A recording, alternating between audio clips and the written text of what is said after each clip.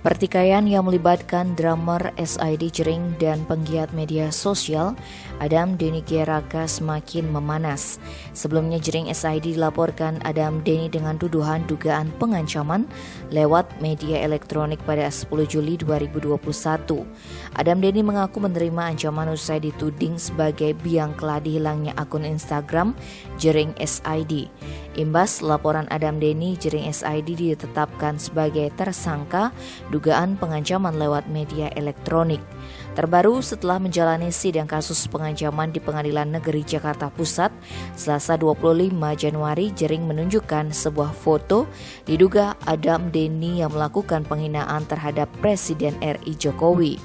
Foto lawas diduga AD itu telah diprint dalam selembar kertas. Tampak sosok laki-laki tersebut memegang foto Presiden Jokowi dengan mengacungkan jari tengahnya. Jering SID mengaku mendapatkan foto lawas diduga AD itu melalui akun Instagram @nilohjelantik. Jering SID merasa bingung sosok diduga AD yang menghina Presiden Jokowi tak dipersoalkan dengan bukti tersebut.